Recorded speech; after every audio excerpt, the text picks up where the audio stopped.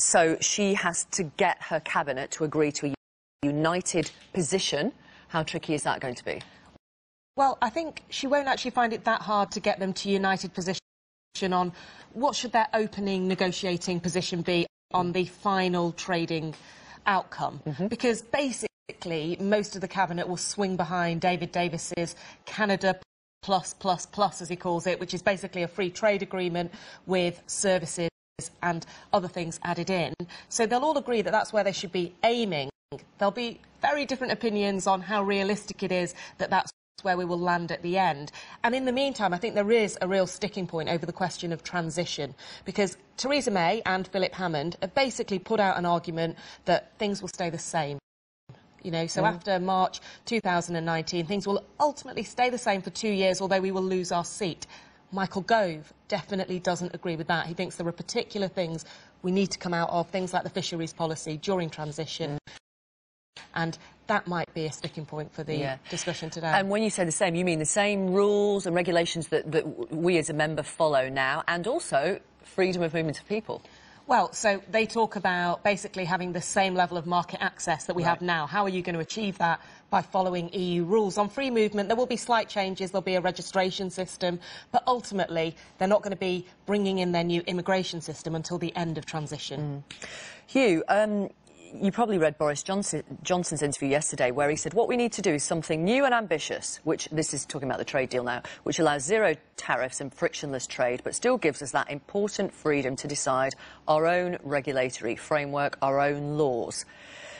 Can we stay aligned with some bits of the EU and still strike free trade deals with third-party countries? I think it really depends on the terms of the deal we actually agree.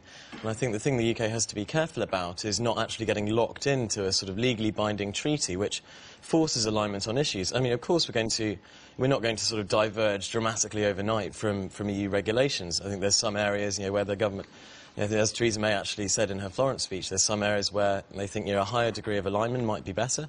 There are other areas where it's more in our interest to diverge. But I think the key thing is actually not getting locked in, because we do actually get locked in some of these things, particularly when you look at things like agriculture, which is obviously a big part of EU laws, but that's also a very big part of trade deals that are done around the world. If we're bound to follow EU agriculture laws too closely, that will harm our ability to do proper deep and meaningful trade deals with other countries around the world. OK. And if you diverge totally, if Britain diverged totally, Simon, would Brussels then impose tariffs and other barriers? Well, the question is the degree of divergence and, again, the framework that you've got, that the EU would like to keep as close an alignment as there is. But if you have any divergence, then potentially that raises the question of what sanctions or penalties the EU might impose. So you have a real tension here between wanting to have some flexibility but also not wanting to impose barriers with your existing relations. So the balance of that, I think, is something that still isn't really clear how you make that work on either side, that both sides say they want to have this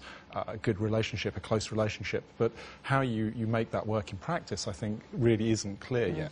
And what's the reaction to the EU's chief negotiator on Brexit, Michel Barnier, saying in an interview, there's not going to be any bespoke deal for Britain, which is clearly what Britain wants? Well, I mean, the reaction at the moment to anything like that is, hang on, that's their negotiating position. We've got our negotiating position. We don't assume that is the outcome. But a lot of experts would say, who knew that we were going to be talking about regulatory alignment for a couple of years, but a lot of experts would say that it is going to be quite hard to break away from a bespoke deal. In which case, in 2 years' time, the question might be, do we want to have a kind of Norway-style economy, or do we want to have a Canada-style economy? And when you get to that point, then there are real divisions between people, not just across Parliament, but within the Conservative Party.